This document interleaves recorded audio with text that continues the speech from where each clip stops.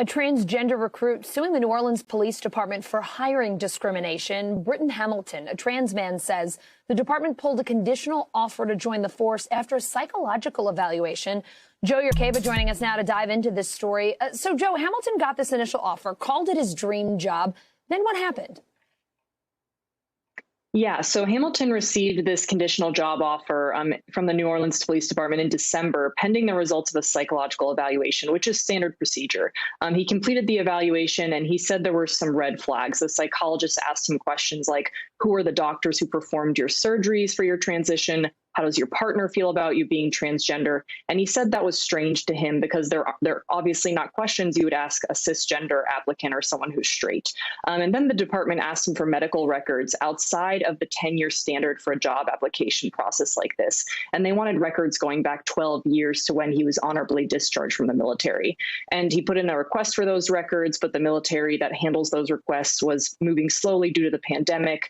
So the day after he submitted that request for additional documentation, he received an email from the NOPD rescinding that conditional offer based on, quote, a psychological assessment of emotional and behavioral characteristics. And so based on all of those factors, he decided to file a complaint with the EEOC in May.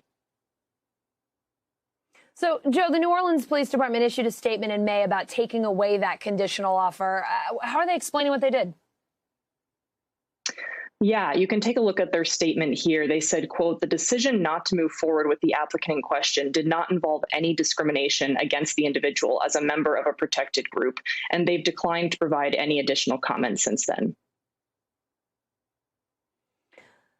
Jo, I know you spoke with the head of a peer support group for trans law enforcement officers who says that Hamilton's experience, unfortunately, is not unique. How is this group working with police departments to try to help stop trans discrimination or at least better educate departments?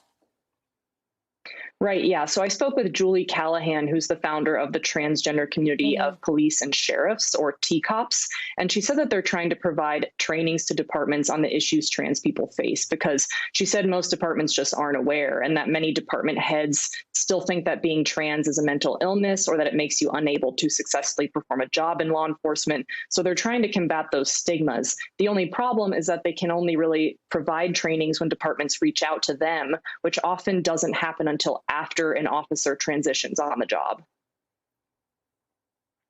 You mentioned, Jo, Hamilton filed a federal complaint with the EEOC. They've opened an investigation. But beyond the Hamilton situation, what are some of the broader issues here, right, for trans officers, whether it's a lack of support for current officers or trying to make sure the potential candidates are screened properly and fairly by appropriate people? Right. Yeah, there's definitely a lack of support for officers who do transition on the job. Many departments just don't have policies for that in place. And I also spoke with two psychologists who provide psychological evaluations for law enforcement candidates. And they say that's a very specific type of psychology that requires special training. And a lot of people conducting these evaluations, they say, aren't trained to actually do them well, or they might not have the continuing education to know that the fact that a trans person, for example, struggled with suicidal ideation in the past isn't immediately a disqualifying factor.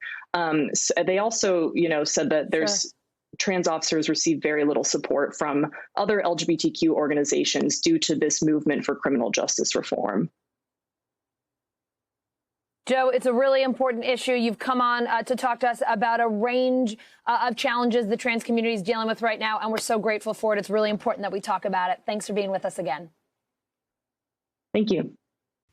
Hey, NBC News viewers, thanks for checking out our YouTube channel. Subscribe by clicking on that button down here and click on any of the videos over here to watch the latest interviews, show highlights, and digital exclusives. Thanks for watching.